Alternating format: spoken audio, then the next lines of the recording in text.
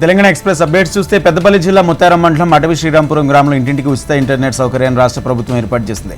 రాష్ట్ర వ్యాప్తంగా 3 గ్రామాలని pilot project కింద ఎంపిక చేయగా అటవీ శ్రీరాంపురంలో ఉండడంతో గ్రామంలోని విద్యార్థులు, యువకులు, ప్రజలు ఆనందం వ్యక్తం చేస్తున్నారు.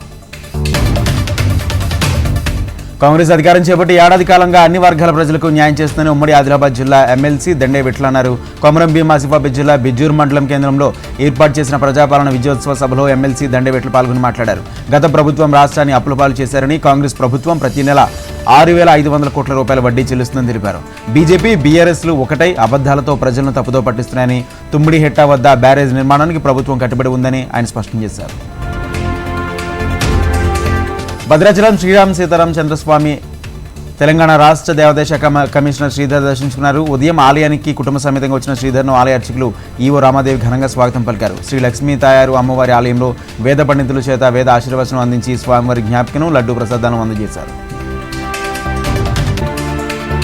హైదరాబాద్ పాతబస్తీలో 2 రోజుల క్రితం జరిగిన వాహనాల దగ్ధం కేసులో చాదర్ఘాట్ పోలీసులు ఛేదించారు. మలక్పేటలోని మెట్రో స్టేషన్ వద్ద పార్కింగ్ చేసిన 5 బైక్లపై అగ్ని ప్రమాదం జరిగింది. పూర్తిగా దగ్ధమయ్యాయి. నిందితుడు జకీర్ అలియాస్గా పోలీసులు గుర్తించారు. జకీర్ ఇంటిపై ఏకకాలంలో దాడులు చేసిన పోలీసులు జకీర్ను అదుపులోకి తీసుకున్నారు.